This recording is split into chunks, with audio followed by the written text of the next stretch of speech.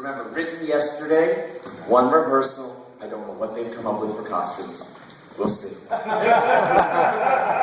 not bashful. Part 1, The Evil Returns.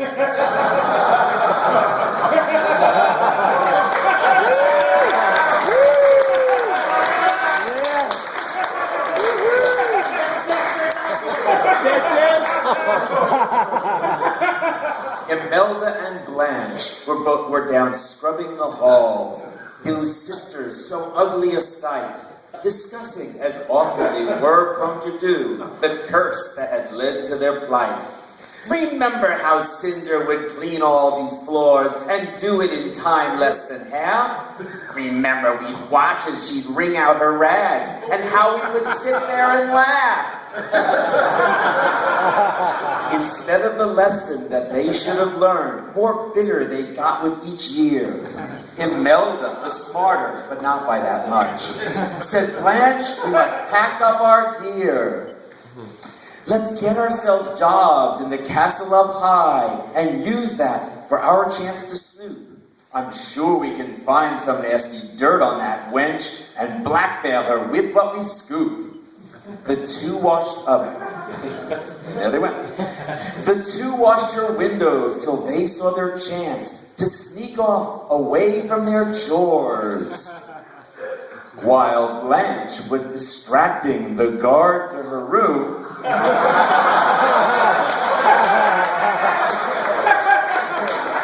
Imelda went through all her drawers. A dildo, pink handcuffs, a long riding crop, a harness made only of mink. Well, who would have thought that our stepsister dear would develop a taste for such kink? But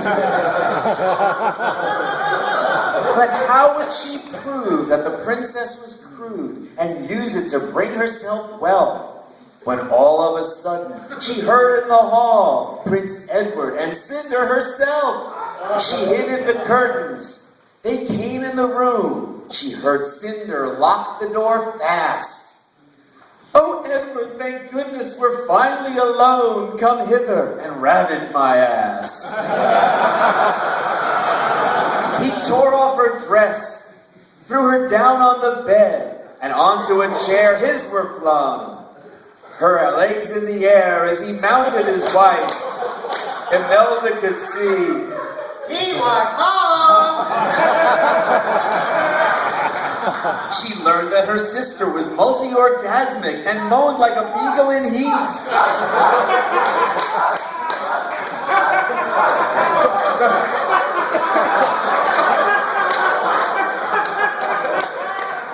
The prince was her cowboy and she was his horse, right down to the spurs on his feet. The things that they did were completely obscene. No fetish did they once avoid. Imelda, enchanted and full of delight, caught all of it there on her droid. Act 2. Act 2. Act 2. Act 2. Get away. Act 2. Exposed. About a week later, a package arrived. Cinder said, what could it be? She opened it, peering inside, and exclaimed, who sent me this nice DVD? She opened her Windows 8 laptop, and into the drive it was stuck. When the media player got started, the whole castle heard, holy fuck! Each personal moment displayed there was supposed to be safe in her walls. Now someone had taped her coitus, and even her mouth on his balls. The note said, this tape will go viral unless we get gold from your branch. What a shame how the mighty have fallen. With love from Imelda and Blanche. Poor Cinder, she started to cry then, blindsided by this new attack, when suddenly a vision entered a vision, who crooned out to Cinder, I'm back.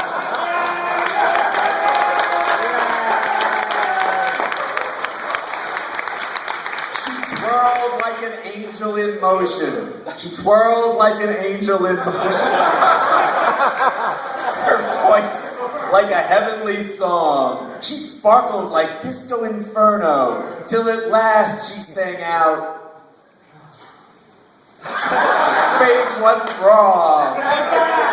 Oh yeah, that's it. 2 lines.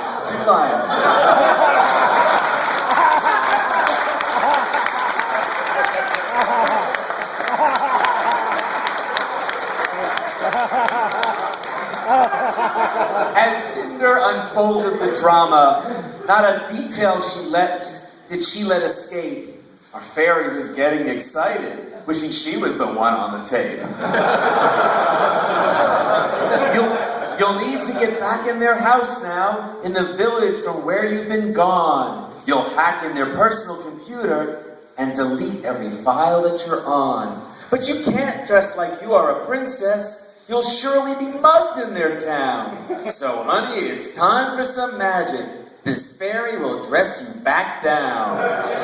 Before Cinder could say, "No, don't make me go back, not to even to deal with those hags," the fairy had waved her white wand in the air and put Cinder right back in her rags.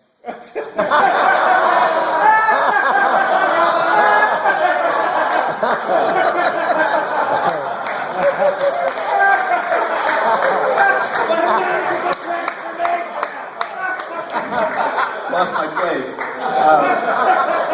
Now get thee to town in a hurry. By midnight you surely must flee. Erase all those files before then, or back to a princess you'll be. Act 3, the deed.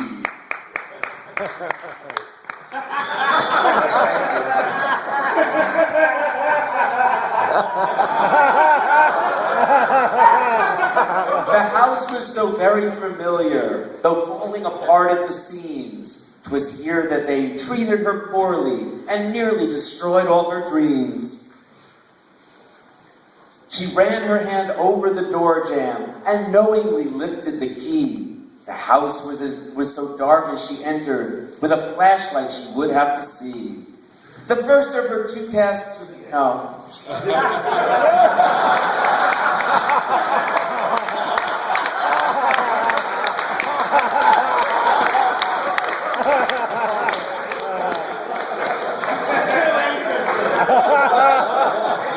she'll show up again, but not then. No, you come back. Oh, I see you.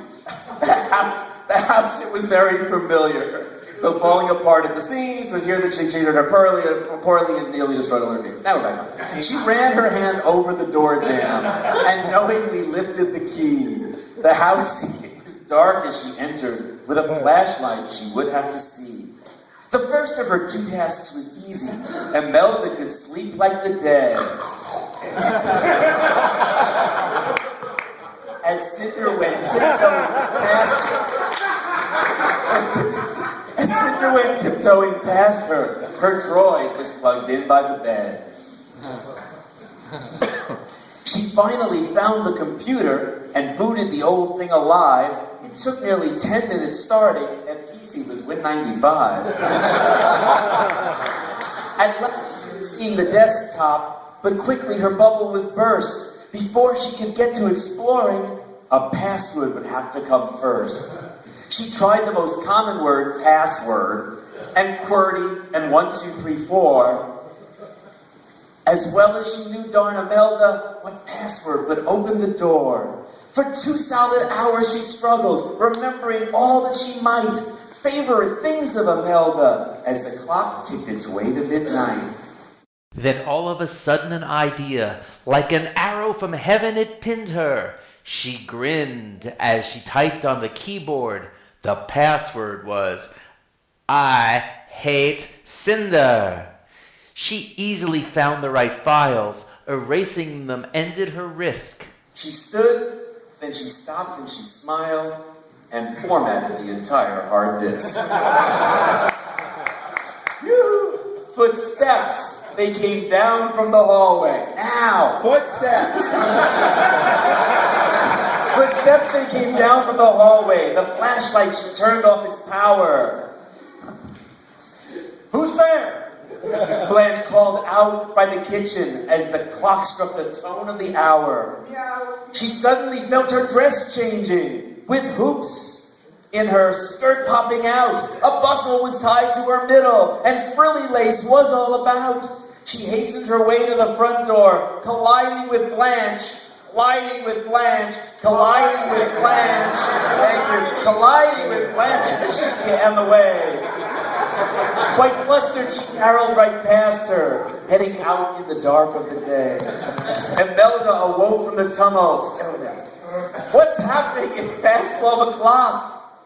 Don't know who is in here, Blanche answered, but look here.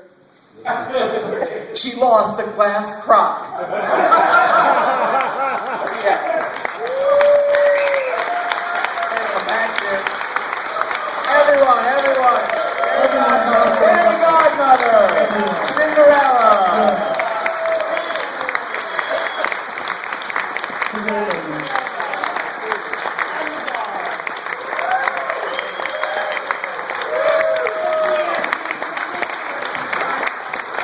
What a beautiful and romantic story that was. So thanks to them and thanks to all of our performers for a great, great show this evening.